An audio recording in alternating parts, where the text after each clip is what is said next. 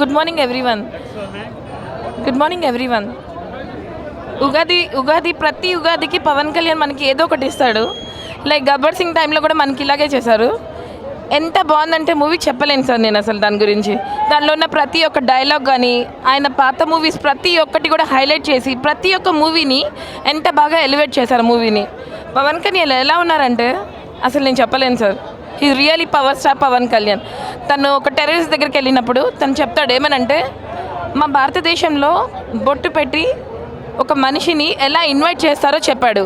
So ఆ బొట్టు పెట్టి ఎలా ఇన్వైట్ చేస్తారన్నది విలన్కి ఏం చెప్తాడంటే, టెర్రరిస్ట్తో ఎలా రియాక్ట్ అవుతాడంటే తను ఆ బొట్టు పెట్టేది ఆడపిల్ల అయితే ఎలా ఉంటుంది, అదే బొట్టు ఒకవేళ ఒక మగవాడు పెడితే ఆ బొట్టు ఎలా ఉంటుంది అన్నది చూపించాడు.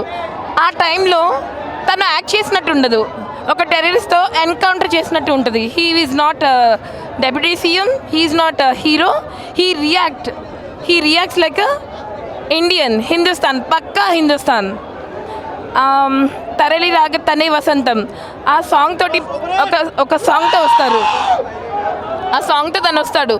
ఆ సాంగ్ మనుషుల్ని ఎంత ఎలివేట్ చేస్తుందంటే ఆ సాంగ్ అంత బాగా చేస్తుంది. లాస్ట్లో ఫైనల్లో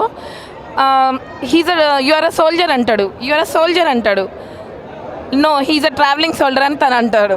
that is the biggest thing అనమాట. ప్రతి మూవీలో ఇంకా యంగ్ అవుతున్నాడు కానీ హీఈస్ లైక్ వైన్ ఎలా అయితే ఓల్డ్ అవుతూ ఉంటుందో సేమ్ అలాగే ఉంది. ఈ కలెక్షన్స్ గురించి నాకు I don't have any idea. ప్రతి ఒక్కరికి ఒక మంచి రోల్స్ ఇచ్చారు సార్. అది ఎలా అంటే ఎవరు ఎప్పుడు ఎలా రియాక్ట్ అవ్వాలి. ఒక గుండమ్మ కథ సినిమా ఉంది, సో దాంట్లో ఎవరు అనేది మనం చెప్పలేము. ఈచ్ అండ్ ఎవ్రీ క్యారెక్టర్ సూపర్గా చెప్పారు.